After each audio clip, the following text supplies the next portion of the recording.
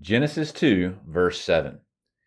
Kai eplasen hatheas tan anthropon, chun apotes geis kai enephusesen, esta prosopon autu, pnoen zoes, kai egeneta ha anthropos es suchen zosan.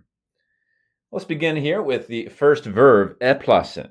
This is from plaso, and we've been seeing a lot of poieos, especially in chapter 1, for to do or to make.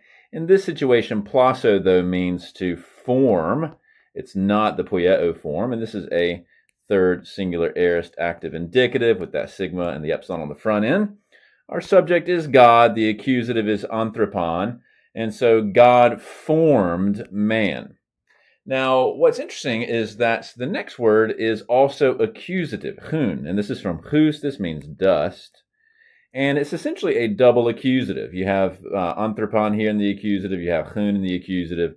So it's something like God formed the man essentially of dust.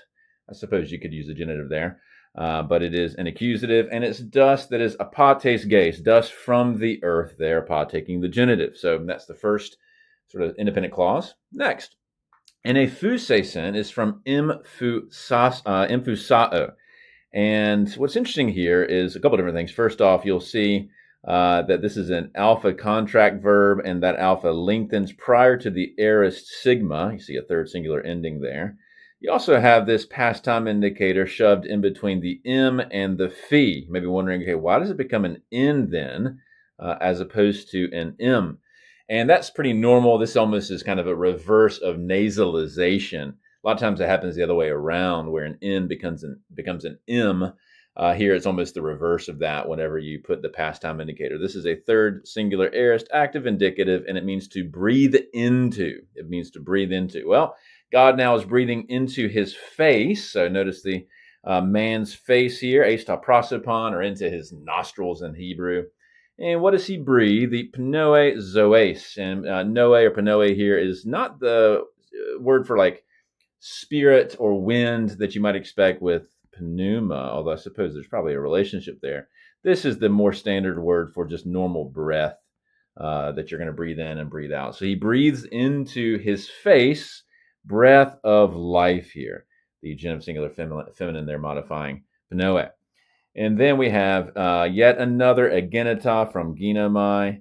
We've seen that a lot, the way sort of creation responds to God's activity. And so man became, and then interesting use of ace plus suche here. Ace here is not directional in this case. It's as, or he became, it's the result of this becoming. He became a soul. And what kind of soul? A zoson. This is from zao. And the morphology here might be a little bit weird. The on ending tells us it's accusative singular feminine because it's matching suche, and it's all accusative because of the ace. The sigma here tells us it's a feminine participle ending like an usa or an usan. But you've had a bunch of contractions with the alpha and zao just to yield an omega. So this is actually an accusative singular feminine present active participle modifying suche here, but a lot of spelling changes are happening. So he became a living soul. Well, the main video ends there, but if you want to continue, there's two New Testament connections I would like to make. The first one is in 1 Corinthians 15:45, where in his very famous discussion of the resurrection body, Paul says this, "Thus it is written," and so he does have Genesis 2:7 in mind here. There's a direct citation. "The first man, Adam, became a living being." This is borrowed from the ESV here. But you'll notice in Greek, you have agenita plus ha plus anthropos plus eis suchen zosan, exactly like we have here. We got the agenita, we got the ha anthropos, we have eis suchen zosan. He's thrown in there first and Adam here as his own sort of exegesis. So he's exactly quoted word for word the Greek of Genesis 2:7 with his own little additions for clarification. So you could translate it, the first man, Adam, became a living soul, if you will. And then he says the last Adam became a life-giving spirit. So a lovely way that Paul here taps into this. And then slightly more peculiar, perhaps, or more surprising, is John 20, verse 22.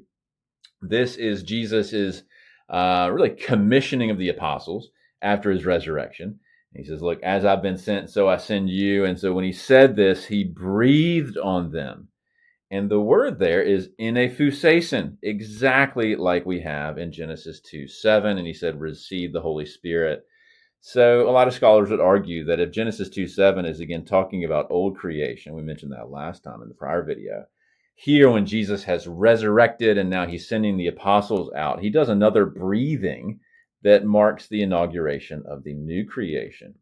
And for those who have ears to hear, maybe the author John and Jesus here as the speaker are making this connection back to Genesis 2:7. So really beautiful connection here back to Genesis.